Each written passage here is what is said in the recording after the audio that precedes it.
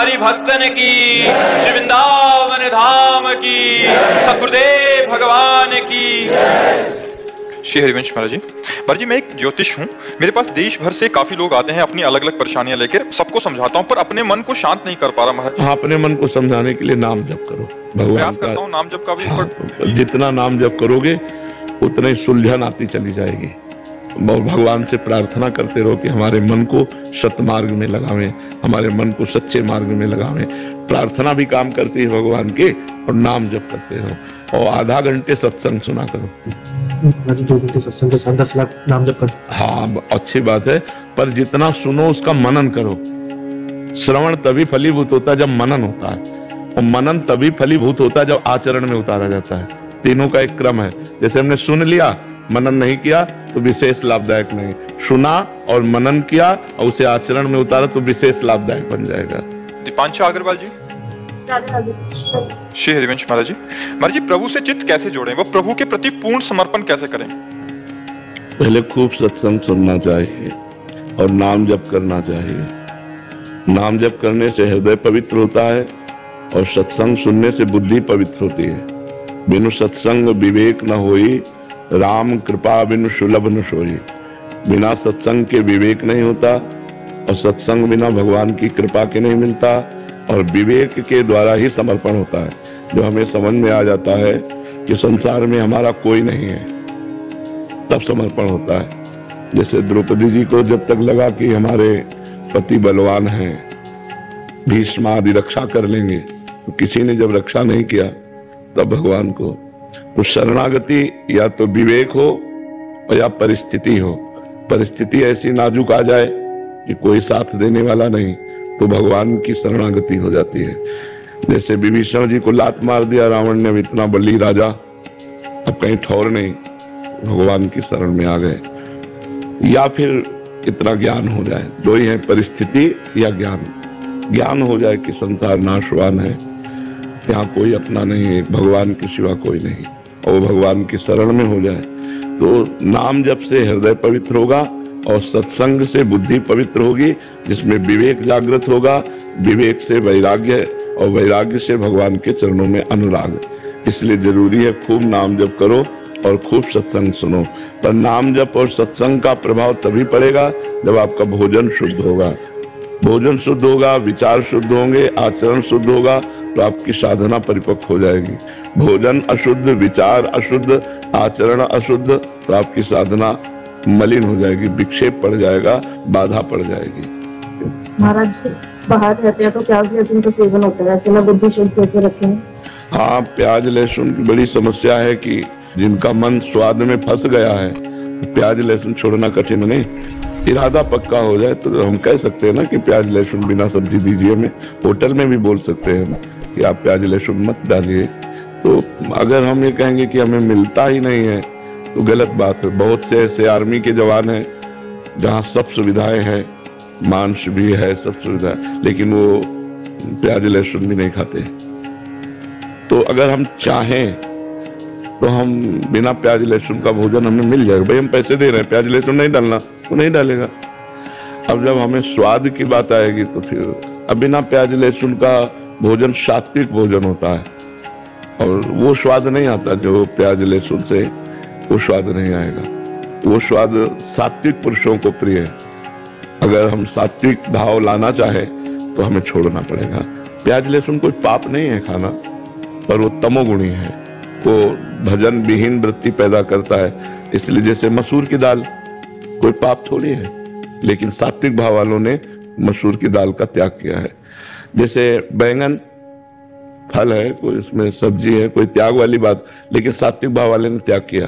तो कुछ ऐसी चीजें हैं जो पाप नहीं है, पर वो तमोगुणी है, इसलिए उसका त्याग किया गया है। तो हमें लगता है हमें पवित्र बुद्धि जो भगवान में लगानी है वो प्राप्त करने के लिए कोशिश करें कि प्याज लहसुन छोड़ दें। कोशिश करें, कोशिश करने से सब कुछ हो जाता है, सब कुछ हो जाता है। जब हम कोशिश ही नहीं करेंगे कि अब तो संसार में बिना प्याज लहसुन के भोजन ही नहीं मिलेगा, तो ऐसा नहीं। बहुत से नौकरी करते हैं, बहुत से बच्चे विद्यार्थी जीवन में वो प्याज लहसुन नहीं खाते, दीक्षा लिए हुए हैं। तो हमें लगता है अगर हम प्रयास करें तो सफलता हमें मिल सकती है। और महाराज जी को जैसे उपांशुक नाम जप करते हैं तो मन में अन्य विचार चलते रहते हैं, तो उसे वो नष्ट हो जाएंगे, वो अन्य विचार नष्ट हो जाएंगे। बस उपांशु जप चलना चाहिए, अन्य विचार अपने आप नष्ट हो जाएंगे। आप उपांशु जप करते। विकास भटनागर मुंबई से।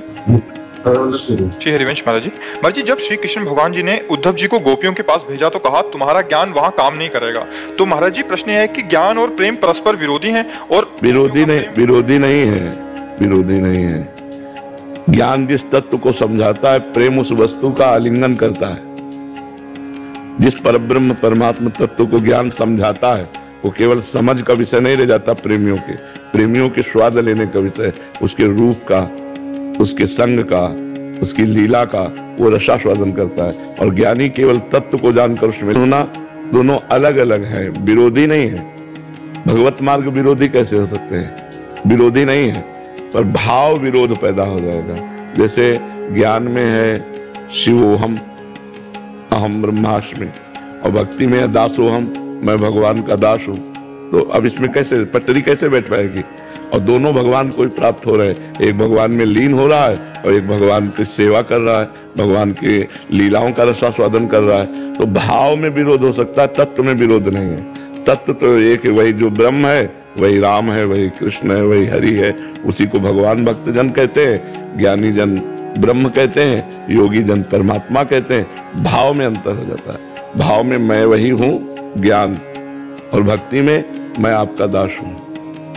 वो दास की तन्मयता से तन्मय हो जाता है, वो मैं की तन्मयता में लीन हो जाता है। एक अभेद भक्ति है और एक भेद भक्ति है। तो भाव नाम जप आएगा शरणागति से?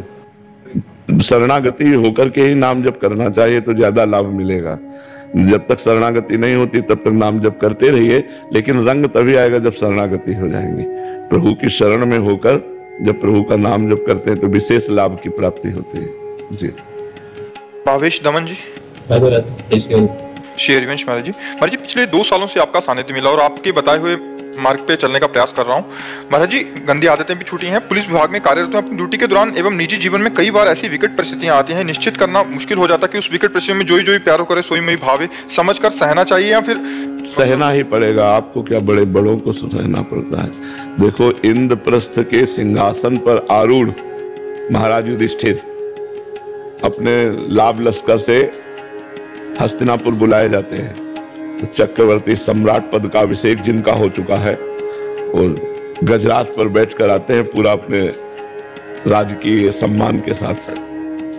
और शकुन की जो कपट भरी बुद्धि है उससे वो परास्त हो जाते हैं। और 12 वर्ष का वनवास और 1 वर्ष का अज्ञातवास उस महापुरुष को मिलता है जो इतना भी पाप नहीं करता, इतना भी पाप नहीं करता। धर्मराज युधिष्ठिर, धर्मराज मतलब हम लोग धर्म से चलना चाहते हैं, वो धर्मराज है स्वयं। धर्मराज युधिष्ठिर कहा गया नहीं, धर्म के राजा है वो। लेकिन ऐसे महापुरुष को भी छली लोगों ने 12 वर्ष का वनवास, 1 वर्ष का अज्ञातवास और बड़ा कष्ट भोगा उन्होंने। पर विजय उन्हीं की हुई क्योंकि वो धर्म से चलते थे और कौरवों का विनाश हुआ। तो ऐसा नहीं कि धर्मात्मा पुरुष के जीवन में संकट नहीं आते, बहुत बड़े बड़े संकट आते हैं, पर नाम जप करते हुए भगवान उनको पार कर देते हैं। बड़ी समस्या, ये संसार संकट का घर है। कोई व्यक्ति ऐसा नहीं है जिसको विपत्ति ना आवे, समस्या ना आवे, परेशानियां ना आवे, संघर्ष ना आवे। ये सबके जीवन में आता है। बस धैर्य पूर्वक चुपचाप सहो, नाम जप करो तो भगवान के आश्रय से विपत्ति से निकल जाओगे। वो तुम्हें पीस नहीं पाएगी, और अगर भगवान का आश्रय नहीं तो मिटा देगी। अगर भगवान का आश्रय तो आप पार हो जाओगे। दुर्गेश कुमार जी बिहार से। राधे राधे महाराज जी। महाराज जी, आपने एक सत्संग में कहा था कि बिना भगवान की कृपा के हम नाम जप नहीं कर सकते। तो अगर कोई भक्त नाम जप करता है और कभी उसका नाम जप छूट जाता है तो उस समय उस पर भगवान की कृपा नहीं होती? नहीं, भगवान की कृपा होती, त्रुटि हो जाती है। माया आकर्षण करती है ना, तो हमसे त्रुटि हो जाती है। एक बार भगवान की कृपा हो गई, आपका नाम जप शुरू हो गया, इसके बाद आप किसी वस्तु से प्रभावित होकर नाम जप छोड़ दिए, मान लो भोजन, किसी व्यक्ति से प्रभावित होकर नाम जप, तो ये हमारी गलती है। कृपा और गलती कि हम किस भोजन में इतना आसक्त हो गए कि भगवान को भूल गए। भोग में इतना आसक्त हो गए कि भगवान को भूल गए, परिवार में इतना आसक्त हो गए कि भगवान को भूल गए, समस्या में इतना पीड़ित हो गए कि भगवान को भूल गए। तो कई ऐसे क्षेत्र हैं जहां हम असावधान हो जाते हैं और भगवान का विस्मरण हो जाता है। इसी का नाम माया है। जो भगवान का विस्मरण करा दे वो माया, और जो भगवान की स्मृति में डुबो दे वही भक्ति। तो हम भक्ति को पकड़े, बार बार अभ्यास करें नाम जप का। इसमें भगवान की अकृपा नहीं है। पहली बात तो भगवान किसी पर भी अकृपा नहीं करते। वो इतने दयालु हैं, इतने महान हैं, इतने करुणामय हैं कि वो थोड़ी देर के लिए हमें लगेगा कि बड़ा अमंगल हुआ, भगवान की शरण में हैं, भजन कर रहे हैं, कोई ऐसी घटना घटती है, लगता है बड़ा अमंगल हो गया। लेकिन विश्वास करो उसका परिणाम बहुत बड़ा मंगलमय होगा, परिणाम बहुत मंगलमय होगा। कौरव सोचते थे कि क्या कर लेंगे पांडव, 5 हैं और हम 100 हैं। और जब महाभारत युद्ध हुआ तो कौरवों के पक्ष में 11 अक्षौणी सेना और पांडवों के पक्ष में 7 अक्षौणी सेना। पर ये नहीं समझते थे कि अखिल ब्रह्मांडों को बल प्रदान करने वाला उनके पक्ष में है। तो भक्त के पक्ष में भगवान होते हैं। पर ऐसा कोई सोचे कि हम भक्ति करें कोई समस्या ना आवे, तो ऐसी बात नहीं है। भक्तों के जीवन में बड़ी बड़ी समस्याएं आई हैं और उन्होंने भगवान के ही आश्रय से उसे पार किया है। तो हमारे ऊपर भगवान की कृपा है। हम किसी समस्या पे या किसी प्रलोभन पे या किसी भोगासक्ति पे इतना आसक्त ना हो जाए कि भगवान को भूल जाए। ये हमारी कमजोरी है, ना कि भगवान की अकृपा। सौरभ संदीप दोषी जी, शेयरिंग हरिवंश महाराज जी। गुरुदेव भगवान भगवत गीता के अध्याय 13 में क्षेत्र क्षेत्रज्ञ विभाग योग में भगवान कहते हैं कि शरीर क्षेत्र है और इसमें स्थित क्षेत्रज्ञ को जानना चाहिए। आगे वे ये कहते हैं कि प्रत्येक शरीर में परमात्मा रूपी प्रभु स्थित हैं। गुरुदेव मेरी विनम्र जिज्ञासा है कि क्या इस शरीर के 2 क्षेत्रज्ञ जीवात्मा और परमात्मा इसमें स्थित हैं, या जीवात्मा रूपी एक क्षेत्रज्ञ में परमात्मा ही स्थित है? एक ही है, पर 2 दिखाई देते हैं तब तक जब तक बीच में दर्पण रहता है। जैसे हम शीशा रख लें तो हम 2 दिखाई देंगे, एक शीशा के अंदर और एक ये। तो जब तक हम जीव भाव में है, ज्ञान का विषय है, तब तक परमात्मा और जीव भेद रहेगा। और जहां हम परमात्मा में तन्मय हुए, जीवत्व तो खत्म हुआ। जीवत्व होता देहाभिमान के कारण, शरीर में मैं होने के कारण उसी परमात्मा को जीव कह दिया गया। आपका स्वरूप भी परमात्मा स्वरूप है, पर साधना करने पर जब आपको अपने शरीर का राग त्याग करना होगा, स्थूल शरीर, सूक्ष्म शरीर, कारण शरीर, तब आप परमात्मा भाव को, और जब परमात्मा भाव को प्राप्त हो गए तो फिर 2 नहीं, एक रहता है, तब एक रहता है। समझ रहे? तब तक 2 है। जब तक शरीर भाव है तब तक 2 है। और जहां शरीर भाव खत्म हुआ तो ब्रह्मविद ब्रह्म ही भवतु, ब्रह्म को जानने वाला वो ब्रह्ममय हो जाता है। गोस्वामी जी ने एक चौपाई लिखी, सोई जानई जेहि देहु जनाई और जानत तुम्हें हो जाई। जो आपको जान गया वो आप ही हो गया, आप मैं हो गया। तो वहां फिर 2 जानत तुम्हें ब्रह्मविद ब्रह्म ही भवति। जब ब्रह्म को जान लिया जाता है तो ब्रह्ममय हो जाता है। विकास जी, राधे राधे महाराज जी। महाराज जी मेरे मन में ये प्रश्न बार बार उठता है कि मेरा जन्म इस संसार में क्यों हुआ? कोई व्यक्ति कैसे जान पाए कि वह किस कारण ईश्वर द्वारा भगवत प्राप्ति के लिए हुआ है, अपने स्वरूप ज्ञान के लिए हुआ है। क्योंकि अन्य योनियों में हम स्वरूप ज्ञान प्राप्त नहीं कर सकते। भैंस गधा घोड़ा बन करके हम भगवत प्राप्ति नहीं कर सकते, हम मनुष्य बनकर ही कर सकते हैं। तो हमें चाहिए कि संसार के कार्य करते हुए जो मुख्य उद्देश्य है भगवत प्राप्ति, वो हम करते रहें। निरंतर नाम जप करते हुए भगवान की शरण में होकर भगवान को प्राप्त करें। यही तनकर फल विषय न भाई, भजी राम सब काम बिहाई। जो मनुष्य शरीर है इसका फल विषय भोग नहीं है, समस्त कामनाओं का त्याग करके भगवान की प्राप्ति है। जिसको समझ में आ गया वही जीत गया।